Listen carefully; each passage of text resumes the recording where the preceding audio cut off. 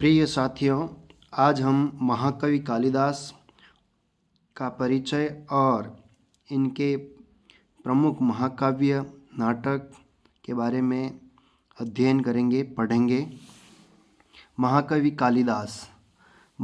कालिदास की उपाधियों के बारे में देखते हैं। तो सबसे पहले देखिए, महाकवि कालिदास को कवि कुल गुरु भी कहा जाता है।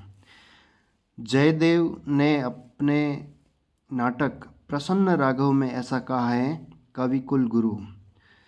जयदेव की कृति है प्रसन्न राघव, इसमें महाकवि कालिदास को कवि कुल गुरु की उपाधि दी गई है। रघुवंश का एक सर्ग है, छठा सर्ग, जिसमें एक पंक्ति है, संचारिणी दीप शिखेव रात्रौ यम यम व्यतीयाय पतिंवरा सा के आधार पर इनको दीपशिखा की उपाधि प्रदान की गई है। महाकवि कालिदास को सरस्वती का वरद पुत्र भी कहा गया है, सरस्वत्यः वरद पुत्रः। कविकुल चूड़ामणि ये भी इनकी उपाधि है। इनको बहुमुखी प्रतिभा का धनी भी कहा गया है, बहुमुखी प्रतिभायाः धनी, ये महाकवि कालिदास की उपाधियां हैं। महाकवि कालिदास से संबंधित और भी उपाधि है, जिससे संबंधित देखिए, कविता कामिनी का विलास। कविता कामिनी का विलास कालिदास को कहा गया है। कविता कामिनी से संबंधित अन्य जो उपाधियां हैं, महाकवि भास को कविता कामिनी का हास कहा गया है, और कविता कामिनी का पंचबाण महाकवि बाण भट्ट को कहा गया है। तो कविता कामिनी का जो विलास है वो कालिदास को कहा गया है। महाकवि कालिदास का जो गृह नाम है वो बंदरू है। बंदरू क्यों कहते थे? चंचलता के कारण। बाल्यकाल में ये बहुत ज़्यादा चंचल थे, इसलिए इनको घर पर बंदरू भी कहा जाता था। इनके अन्य नाम देखिए महाकवि कालिदास के, कालू, कालीचरण, कालिका प्रसाद, कालिका दत्त, ये भी महाकवि कालिदास के अन्य नाम हैं। महाकवि कालिदास का गोत्र या कुल, शैव धर्म का ब्राह्मण अनुयायी थे। ये महाकवि कालिदास शैव धर्म का ब्राह्मण अनुयायी। इनकी पत्नी का नाम था विद्योत्तमा। महाकवि कालिदास की पत्नी का नाम था विद्योत्तमा। इनके स्थान के बारे में अलग अलग मत हैं महाकवि कालिदास के। सर्वाधिक मान्य जो स्थान है उज्जैन है। महाकवि कालिदास का सर्वाधिक मान्य जो स्थान है वह है उज्जैन। और दास उपाधि से ऐसा लगता है कि ये बंगाल के हो सकते हैं। और स्वयंवर दंत कथा है, स्वयंवर दंत कथा, उसके माध्यम से ऐसा प्रतीत होता है कि इनका स्थान काशी हो सकता है। इनका समय विक्रमादित्य के काल के कारण इनकी प्रथम शताब्दी ईस्वी पूर्व माना जाता है, और चंद्रगुप्त द्वितीय के हिसाब से इनकी चतुर्थी शताब्दी ईसा पूर्व माना जाता है इनका समय। और इनका राजा का जो आश्रय था वो विक्रमादित्य थे और चंद्रगुप्त द्वितीय भी थे। इनका राजाश्रय या राज आश्रित विक्रमादित्य के राज आश्रित थे, और साथ में चंद्रगुप्त द्वितीय के भी राज आश्रित माने जाते हैं। इनकी प्रमुख कृतियाँ 7 बताई गई हैं। 2 महाकाव्य है। महाकवि कालिदास के 2 महाकाव्य वो कौन कौन से देखिए, कुमार संभवम और रघुवंशम, ये महाकवि कालिदास के 2 महाकाव्य हैं। 2 गीति काव्य या इनको खंड काव्य भी कह सकते हैं। पहला गीति काव्य या खंड काव्य है। खंड काव्य में मेघदूत और गीति काव्य में ऋतु संगार है। महाकवि कालिदास के 2 गीति और खंड काव्य में मेघदूत को खंड काव्य कहा जाता है और ऋतु संगार को गीति काव्य कहा जाता है। महाकवि कालिदास के 3 प्रमुख नाटक हैं। 3 प्रमुख नाटक या रूपक, अभिज्ञान शाकुंतलम, विक्रमोर्वशीयम और मालविकाग्नि मित्रम हैं।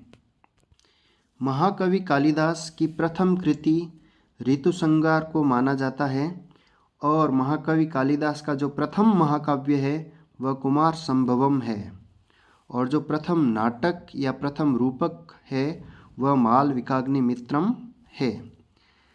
ये माँ काली के भक्त थे महाकवि कालिदास। इन्होंने काली की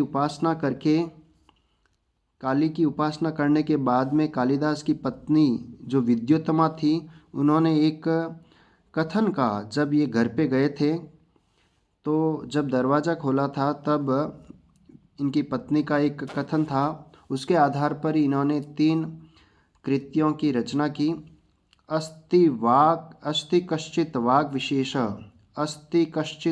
विशेषः अर्थात अस्ति यानी है, कश्चित यानी कोई, वाक विशेष यानी बोलने वाला, वाणी रूपी विशेष। तो इसके आधार पर महाकवि कालिदास ने इनसे शुरुआत करते हुए, अस्ति से शुरुआत करते हुए इन्होंने कुमार संभवम लिखा, महाकाव्य कुमार संभव महाकाव्य लिखा। और कश्चित पद से, कश्चित शब्द से इन्होंने मेघदूत खंड काव्य लिखा और वाक से शुरू करते हुए इन्होंने रघुवंश महाकाव्य लिखा था। महाकवि कालिदास के संदर्भ में कुछ उक्तियां हैं, महत्वपूर्ण उक्तियां। प्रथम उक्ति है इनकी, उपमा कालिदासस्य, अर्थात महाकवि कालिदास ने उपमा जो अलंकार है इस पर विशेष बल दिया था। कालिदास जी का जो महत्वपूर्ण अलंकार है वह उपमा अलंकार है। वैदर्भी रीति संदर्भे कालिदासः विशेष्यते, अर्थात जो कालिदास जी हैं इनकी जो प्रमुख रीति है वह वैदर्भी रीति है, ऐसा माना जाता है। उपमा कालिदासस्य वैदर्भी रीति संदर्भे कालिदास विशेष्यते, इनका जो अलंकार है वह उपमा अलंकार और रीति वैदर्भी रीति। तत्पश्चात हम इनका जो महाकाव्य है कुमार संभवम, इसके बारे में विशेष रूप से अध्ययन करते हैं। जो कुमार संभवम ये है, इसकी काव्य विधा महाकाव्य है। ये लघुत्रयी में शामिल है। लघुत्रयी में कौन कौन से हैं? कुर में, इसकी एक ट्रिक है, कुर में अर्थात कुमार संभव, रघुवंश और मेघदूत। कुमार संभव में 17 सर्ग हैं, रघुवंश में 19 सर्ग हैं और मेघदूत के अंदर 2 खंड हैं। इनका जो महाकाव्य कुमार संभवम है, इस कुमार संभवम का उपजीव्य देखिए, श्रीमद् भागवत या महाभारत माना जाता है, साथ में शिव महापुराण भी माना जाता है और स्कंद महापुराण भी माना जाता है। तो कुमार संभवम जो महाकाव्य है कालिदास जी का, तो इनके उपजीव्य ग्रंथ हैं श्रीमद् भागवत, महाभारत, शिव महापुराण, स्कंद महापुराण। कुमार संभवम में 17 सर्ग हैं, जिनमें से आरंभिक 8 सर्ग ही कालिदास जी द्वारा रचित हैं।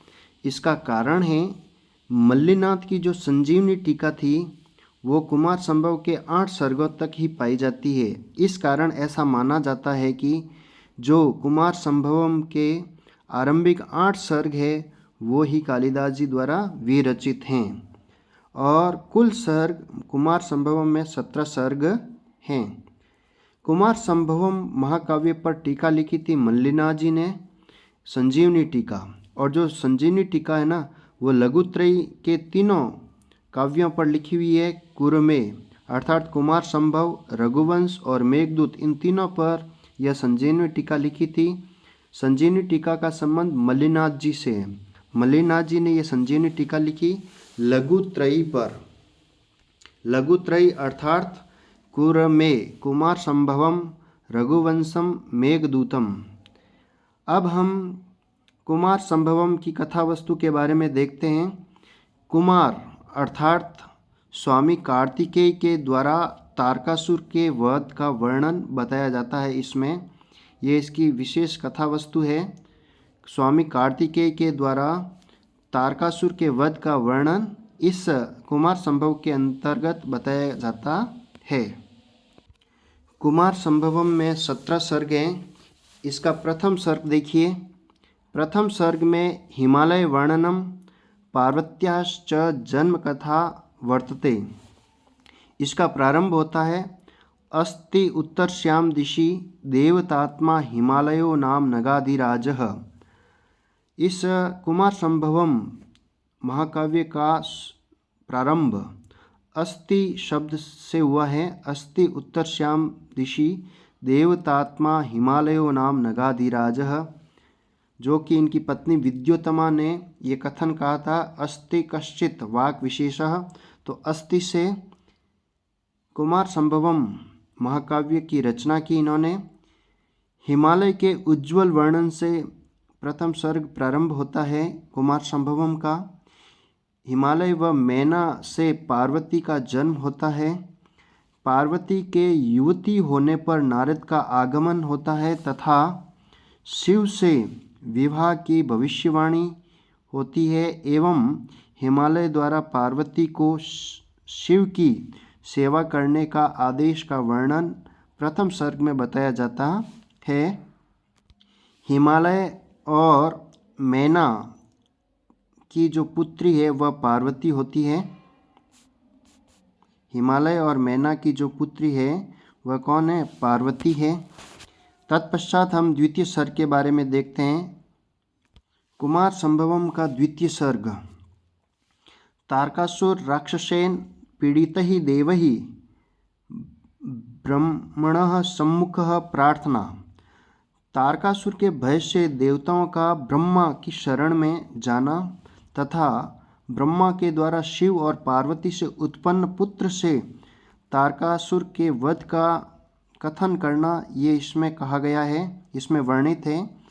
अर्थात तारकासुर जो राक्षस था उनके भय से, तारकासुर के भय से देवता लोग ब्रह्मा की शरण में जाते हैं और ब्रह्मा जी द्वारा ये कहा जाता है कि शिव और पार्वती का जो पुत्र होगा वह तारकासुर का वध करेगा, ऐसा कथन द्वितीय सर्ग में वर्णित हैं। तत्पश्चात तृतीय सर्ग देखिए। तृतीय सर्ग में कामदेवेन शिव समाधिम भग्नीकरणम शिवेन च कामदेवाय भस्मीकरण। कामदेव के द्वारा शिव की समाधि को भग्न किया गया, अर्थात उसमें भगन डाला गया, और शिव के द्वारा कामदेव को भस्म करने का वर्णन है। इस सर्ग में इंद्र का काम को बुलाकर तथा कामदेव का रति और वसंत के साथ हिमालय पर प्रवेश किया जाता है। काम का शिव पर सम्मोहन बाण चलाना होता है। क्षण भर के लिए शिव का चंचल होना एवं अपने मन को शांत कर कामदेव को भस्म करने का वर्णन इस तृतीय सर्ग में है। इसके पश्चात चतुर्थ सर्ग देखिए। चतुर्थ सर्ग में रति विलाप वर्णन होता है। रति जो कि कामदेव की पत्नी होती है। कामदेव की पत्नी का नाम है रति, क्योंकि शिव ने कामदेव को भस्म कर दिया था तो रति का विलाप होना सुनिश्चित था। तो रति कामदेव की पत्नी का विलाप का वर्णन है इसमें। रति ने देह त्यागने की इच्छा की तथा भविष्यवाणी होना कि जिस समय शिव पाणी ग्रहण करेंगे उस समय मदन अर्थात कामदेव को प्राणदान देंगे, ऐसा इसमें वर्णित है।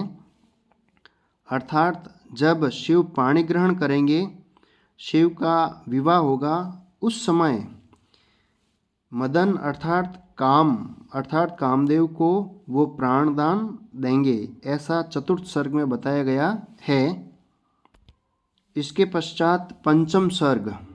पंचम सर्ग में पार्वत्याः शिव तपस्याः वर्णनम, पार्वत्याः शिव तपस्यायाः वर्णनम इसमें वर्णित हैं। इस सर्ग में पार्वती का शिव प्राप्ति के लिए गौरीशीलन पर्वत पर तपस्या के लिए जाना होता है तथा सामान्य, मध्यम तथा कठोर तप करना इसका वर्णन है। पार्वती क्या करती है? शिव जी की प्राप्ति के लिए गौरीशीलन पहाड़ पर, पर्वत पर जाती है और वहाँ पर तपस्या करती है। वह तपस्या पहले सामान्य करती है, फिर मध्यम, फिर कठोर तप करती है। शिव का ब्रह्मचारी के वेश में तपोवन में प्रवेश होता है। शिव पार्वती का संवाद होता है तथा शिव पार्वती के मिलन की कथा का वर्णन इस पंचम सर्ग में बताया गया है। तत्पश्चात छठा सर्ग, षष्ठ सर्ग। षष्ठ सर्ग में देखिए, सप्त ऋषिणाम संदेशम कथनम, सप्तर्षियों का संदेश का कथन होता है। इसमें शिव के द्वारा सप्तर्षियों को भेजकर हिमालय से उसकी पुत्री पार्वती, अर्थात हिमालय की पुत्री कौन थी? पार्वती की सगाई मांगना और स्वीकार करना। भगवान शिव ने 7 ऋषियों को अर्थात सप्तर्षियों को हिमालय भेजा और हिमालय से, हिमालय और मैना की जो पुत्री है उसकी सगाई मांगना और उसको स्वीकार करना होता है। इसका वर्णन षष्ठ सर्ग के अंतर्गत मिलता है। सप्तम सर्ग में शिव पार्वती का विवाह का वर्णन होता है, अर्थात शिव और पार्वती का विवाह हो जाता है। अष्टम सर्ग, 8वें सर्ग में शिव के पार्वती के साथ भोग विलास की क्रीड़ाओं का वर्णन अष्टम सर्ग में मिलता है। तत्पश्चात नवम सर्ग देखते हैं। नवम सर्ग के अंतर्गत इंद्र ने अग्नि को कबूतर बनाकर शिव के विलास पर भेजा। भगवान इंद्र ने अग्नि को कबूतर बनाकर शिव के विलास पर भेजा। इसे देखकर शिव का क्रोधित होना होता है तथा सत्य बात जानकर अपने तेज को अग्नि में डाल दिया जाता है और अग्नि के द्वारा असह्य होने पर उस तेज को गंगा में डालने का वर्णन होता है। इस प्रकार नवम सर्ग में इंद्र भगवान ने अग्नि को कबूतर बनाकर भगवान शिव के विलास पर भेजा था और इसे देखकर शिव क्रोधित हो जाते हैं और सत्य बात जानकर अपने तेज को अग्नि में डाल देते हैं और अग्नि के द्वारा असह्य होने पर उस तेज को गंगा में डाल दिया जाता है। इसके पश्चात 10वां सर्ग देखिए। गंगा के द्वारा तेज को स्नान कर रही कृतकाओं के शरीर में डाल देना होता है और उनका गर्भ धारण तथा उसे द्वैत सवन में छोड़ देना होता है। अर्थात गंगा के द्वारा उस तेज को, जो उस गंगा के अंदर स्नान कर रही कृतिकाएँ थी, उन कृतिकाओं के शरीर में वह तेज प्रवेश कर जाता है और उनका गर्भ धारण हो जाता है और उसे, उस गर्भ धारण को द्वैत सवन में छोड़ दिया जाता है। इसके पश्चात देखिए 11वां सर्ग, एकादशः सर्गः। शिव पार्वती का वहाँ से प्रवेश होता है द्वैत सवन से। कुमार कार्तिकेय की उत्पत्ति होती है और 6 दिन में बड़ा होकर शस्त्र शास्त्रों में वह कुमार अर्थात कार्तिकेय पारंगत हो जाता है। सिर्फ 6 दिनों में ही वह बड़ा होकर के शस्त्र शास्त्रों में पारंगत हो जाता है कार्तिकेय। इसके पश्चात 12वें सर्ग में देखिए। 12वें सर्ग में शिव द्वारा कार्तिकेय को सेना प्रतिनिधि नियुक्त किया जाता है और तारकासुर पर आक्रमण करने के लिए कहा जाता है। 13वां सर्ग से 17वें सर्ग के अंतर्गत तारकासुर और कार्तिकेय मध्य युद्ध का वर्णन होता है। तारकासुर जो राक्षस था, जो कि देवताओं को परेशान कर रहा था, और कार्तिकेय अर्थात कुमार के मध्य युद्ध का वर्णन है। और 17वें सर्ग में कुमार के बाण से तारकासुर का वध होना होता है। इस प्रकार से यह कुमार संभवम का सामान्य परिचय है सर्ग वाइज, सर्गानुसार।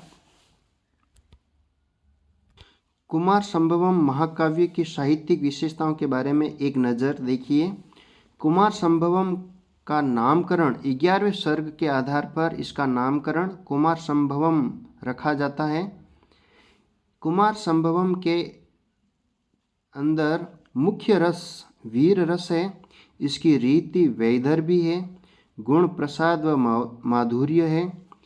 इस कुमार संभवम का नायक है जो कि शिव या कार्तिकेय को मान सकते हैं, अर्थात कुमार को मान सकते हैं, शिव भगवान शिव या कार्तिकेय।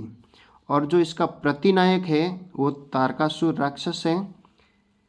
उपमा वैशिष्ट्य शब्दालंकार और अर्थालंकार दोनों का प्रयोग है। उपमा की विशेषता है, विशिष्टता है। अष्टम सर्ग को अनुचित माना गया है। अष्टम सर्ग को अनुचित माना है। किन्होंने माना है? आनंदवर्धन जिन्होंने ध्वन्यालोक लिखा और मम्मट जिन्होंने काव्य प्रकाश लिखा। इन दोनों ने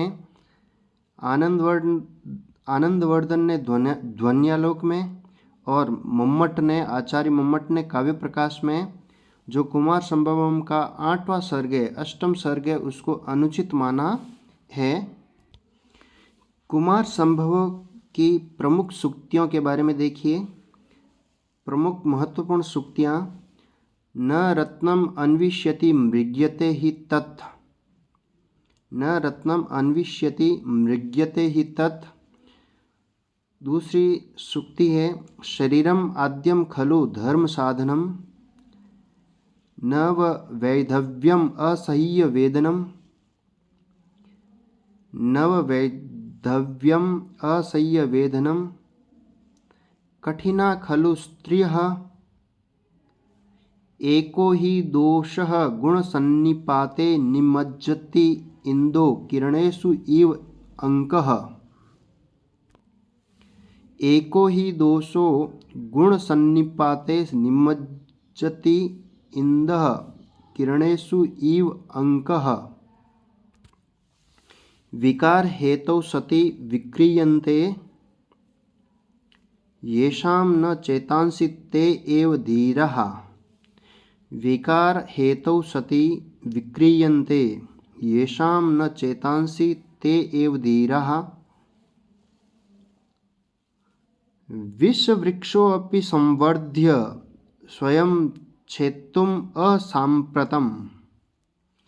विषवृक्षोऽपि संवर्ध्य स्वयं छेत्तुम् असाम्प्रतम्।